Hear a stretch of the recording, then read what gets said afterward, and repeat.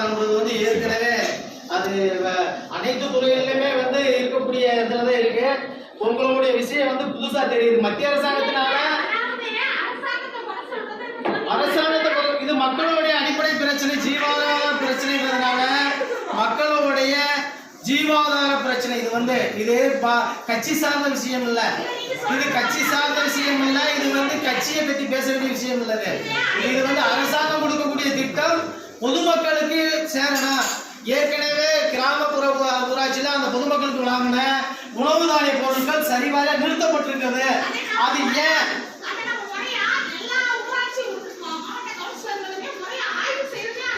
இதுல ஆய்வு செய்யணும்.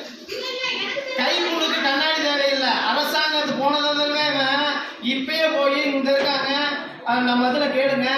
இப்ப கூட ஆபீஸ்ல ஒரு ஆளை கூப்பிட்டு சொல்லுங்க. இல்லாட்டி இது முடிஞ்சு இந்த கூட்டம் முடிஞ்சே வாங்க 2-3 ரேஷன் கடைக்கு போவோம். இந்த கூட்டம் முடிஞ்சா 2-3 ரேஷன் கடைக்கு போவோம். இது அரசுடைய கவுண்டர் கொண்டு போவோம்.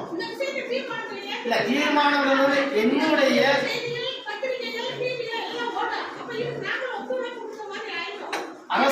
அரசாங்கத்தினுடைய செயல்பாடு பொதுமக்களுடைய குரலா சுட்டிக்காட்ட வேண்டியது என்னுடைய கடமையா இருக்கிறதுனால தீர்மானம் கொண்டு வராது அதுக்கு ஆதரவு தெரிவிக்கிறது உங்களுடைய விருப்பத்தை பொறுத்து என்னுடைய கோரிக்கை நான் முன் வச்சிருக்கேன். இல்ல வயசு நீங்க சொல்ற ரைட்டு.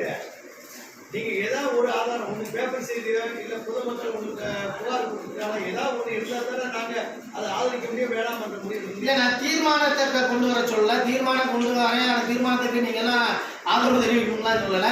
பொதுமக்கள் பெரிய அளவுல இந்த உணவு விநியோகத்தினால அரசாங்கத்தினுடைய அந்த உணவுப் பொருட்கள் அந்த சரிபாதையா குறைச்சனால பாதிக்கப்பட்டிருக்காங்க. நம்மளுடைய அவையில என்னுடைய கருத்தா அரசாங்கத்திற்கு தெரியப்படுத்த விரும்புகிறேன். அதை நான் தெரியப்படுத்திருக்கேன். ஜனவரி பிப்ரவரி மார்ச் 3 மாதமா ஜனவரி பிப்ரவரி வரைக்கும் முழுசா ரேஷன் கடையில இந்த விகிதாச்சார அடிப்படையில் தான் ரேஷன்ல விநியோகம் நடந்துட்டு இருக்கு.